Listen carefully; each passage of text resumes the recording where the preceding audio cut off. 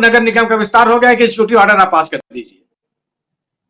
ये आप जिसका रोड मैप ना, और इसके बाद आप सोचिए कि जिस संगठन के पास जो संगठन लाठी को ताकत का पर्याय मानता हो आज 21वीं शताब्दी में, उससे आप क्या किस चीज की उम्मीद करते हैं आप?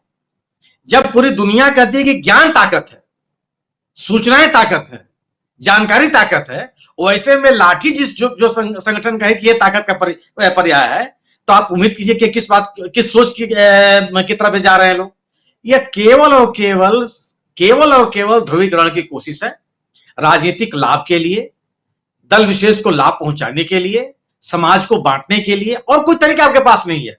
जब आप डेवलपमेंट की बात नहीं कर सकते, जब आप योजनाओं की बात नहीं कर सकते, जब आप नीतियों की बात नहीं कर सकते, जब आप प्रगति की बात नहीं कर सकते, तो सवाल यह है कि आप लोगों को अपने पक्ष में लाएंगे कैसे, केवल सिवाय ध्रुवीकरण के।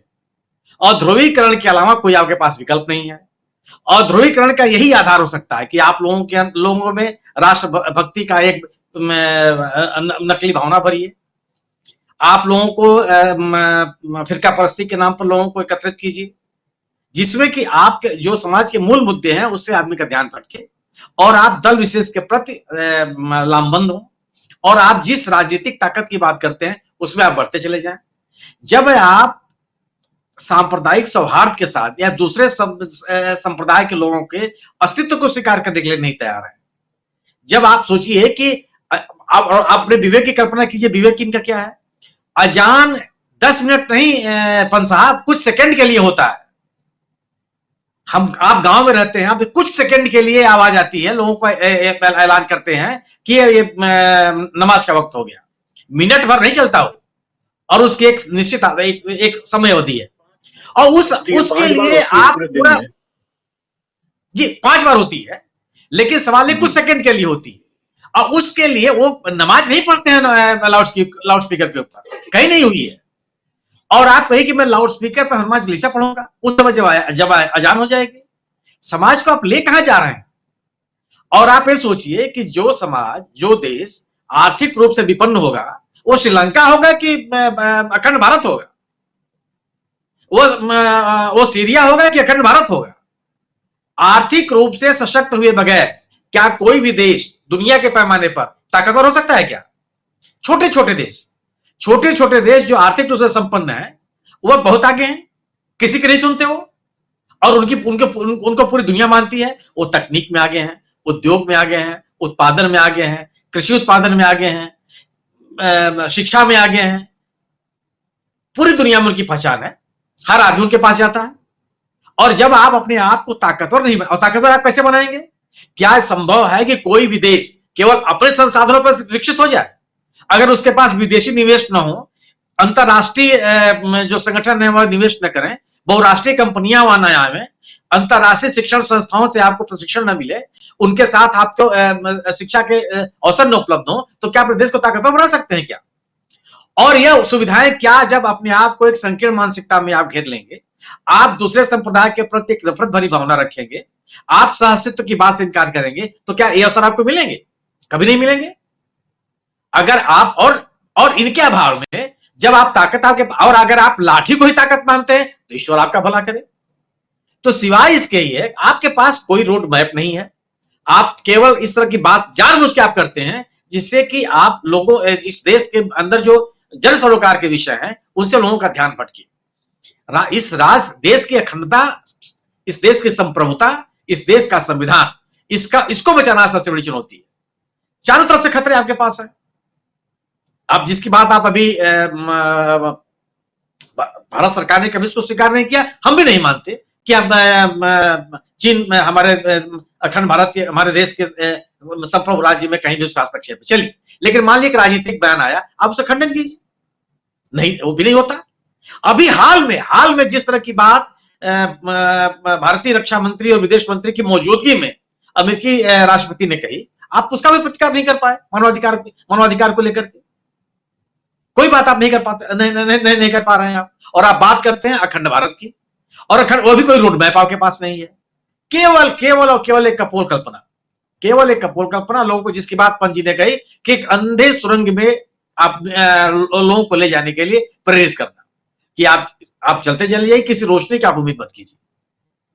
आप सशक्त भारत की बात, मजबूत भारत की बात तब तक नहीं कर सकते हैं, जब कल्पना सोच भी नहीं सकते आप, जब तक आप इसको आर्थिक रूप से मजबूत नहीं करते, जब तक आप इसको शिक्षा शैक्षणिक रूप से मजबूत नहीं करते, जब तक आप इसको प्रौद्योगिकी औद्योगिक से मजबूत नहीं करते, तब तक आप सशक्त देश की कल्पना नहीं कर सकते। दुनिया में कोई भी देश ऐसा नहीं है जो इनके बगैर सशक्त हो गया हो।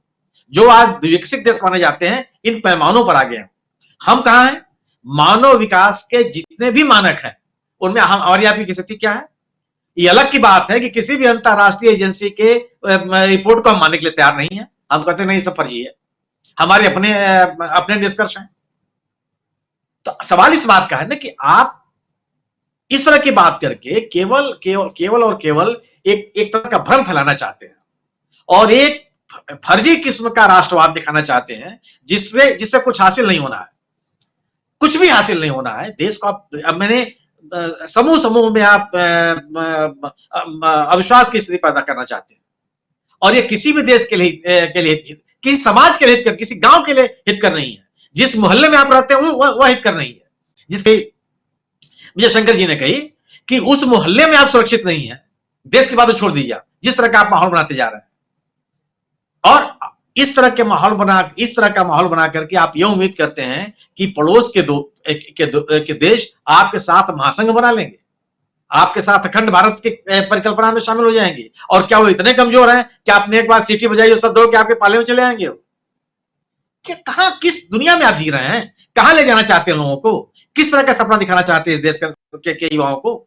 एक मजबूत देश जो अपने 70 सालों में बड़े संघर्षों के साथ अपने लोकतांत्रिक मूल्यों को मजबूत करता रहा है, अपनी लोकतांत्रिक संस्थाओं को मजबूत करता रहा है, संविधान द्वारा दिए गए संस्थाओं के प्रति जिसकी हमारी आस्था रही है, हम अपने लोकतांत्रिक प्रजातांत्रिक मूल्यों के प्रति हम गर्व करते रहे हैं, दुनिया के पैमाने पर हमारी एक प्रतिष्ठा रही है, वहां आप किस तरह का माहौल बना रहे हैं आप? इस तरह की बात करके कि केवल और केवल ध्रुवीकरण की बात हो, एक वर्ग विशेष के प्रति विद्वेष की भावनाएं पैदा हो, उनके मन में लेकर के हमारे मन में हिकारत की भावना पैदा हो, और इस तरह से आप एक सशक्त देश की बात कर सकते हैं क्या? संभव ही नहीं है। तो आप एक रहा हूं कि आप जो संगठन आज पूरे देश के पैमाने पर अपनी मौजूदगी नहीं कायम कर पाया, वह संगठन कहे कि हम अखंड भारत बनाएंगे और जितने भी हमारे अड़ोस पड़ोस के देश हैं उनको हम मिला लेंगे, केवल कपोल कल्पना है। और केवल इस तरह की बात है कि आप केवल इन्हीं बातों में उलझे रहिए, आप उन मुद्दों की बात ही मत कीजिए जिन मुद्दों को लेकर के जिन मुद्दों की बात की जाती रही है। यही सरसंघ चालक हैं, आप याद कीजिए राजीव जी, जिन्होंने कहा था कि आरक्षण पर पुनर्विचार किया जाना चाहिए, और देर नहीं लगी उसको वापस लेने में। आप कहते क्या, कह करके कितनी देर तक खड़े रहते हैं आप? उन पर टिकते कितनी देर तक है? क्योंकि कोई आपके पास रोड मैप नहीं है, कुछ भी कह दीजिए और आपके पास ऐसे लोगों की एक तादाद है जो उसके पीछे पीछे वो लग जाएंगे। जब आपको, जो आप सोचिए कि आप इस देश के एक बड़े संगठन के प्रमुख हैं और वह आपके सामने संविधान की, संवैधानिक प्राविधानों की, कानूनी व्यवस्था की, लोकतांत्रिक मूल्यों की अवहेलना हो रही है, सरेआम हो रही है, सरकार के स्तर पर संस्थागत रूप से हो रही है, और आप चुप है। तो आप इस बातों को समझ में नहीं आती है कि आप देश को किस तरफ ले जाना चाहते हैं। तो केवल और केवल राजीव जी, यह एक ऐसी कोशिश है ध्रुवीकरण की, जिससे कि एक दल विशेष को फायदा हो, और क्योंकि अन्य कोई आधार नहीं है अपने साथ लोगों को जोड़ने का।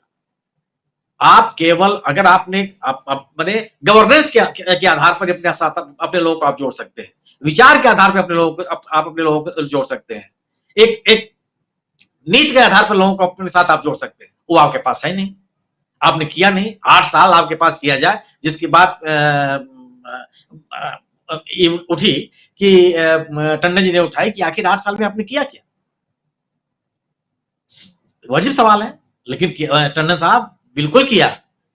अयोध्या में भव्य मंदिर बन रहा है, बनारस में बड़ा भारी विश्वनाथ कॉरिडोर बन गया है, मथुरा की बात हम कर रहे हैं, हम बहुत सक्रिय हैं और तमाम ऐसी चीजें कर रहे हैं जिससे कि हमारा नाम रोशन हो, और संग्रहालय का उद्घाटन आज हो ही गया।